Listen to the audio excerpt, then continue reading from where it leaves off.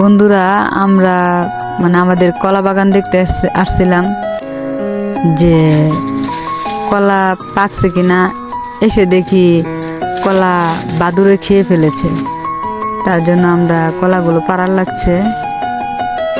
তে 2 ছুরি কলা পাড়া হইব 2 গাছের। তো কলা পারতে পারতে আরেকটা কথা আপনাদেরকে শেয়ার করি। কলা পারতে পারতে সামনে দেখে আসলাম কিছু হবুহ টমেটো, হবুহ ভেন্ডি, হবুহ জিরার বা হবুহ কাঁচামরিচের মতো কিছু সবজি, যেগুলো আপনাদেরকে দেখাবো। চলেন, 100 থেকে 80% মানুষ এগুলো চিনে না, আর যারা গ্রাম অঞ্চলে থাকে তারা অনেকে চিনতে পারেন। চলেন দেখাবো আমি আপনাদের। এই যে দেখেন, ঠিক টমেটোর মতো দেখতে। আমরা কিন্তু ছোটবেলায় এগুলো দিয়ে খেলতাম, টমেটো খেলতাম। এখন অনেকে এগুলো খায়। পুরোপুরি টমেটোর মতো দেখতে।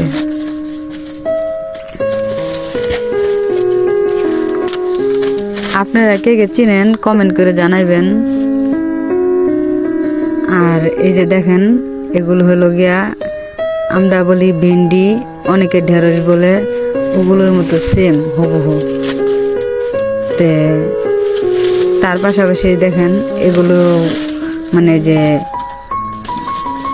আমরা বলি ডুলা হস, অনেকে কি বলে তা জানি না, কিন্তু হস আর কি, এগুলি হসের মতোই হবে। আমি আপনাদেরকে দেখাচ্ছি, দাঁড়ান।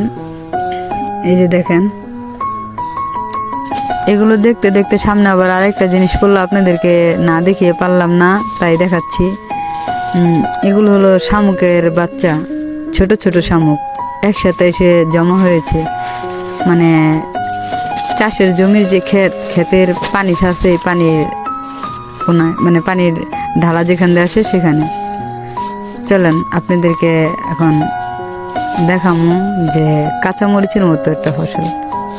এই যে দেখেন, হুবহু কাঁচামরিচের মতো। গাছটা হয়তো অন্যরকম। এই দেখেন, সব ফসল একখানে এনেছি, আপনারা দেখেন, আপনাদেরকে আমি দেখানোর জন্য এনেছি।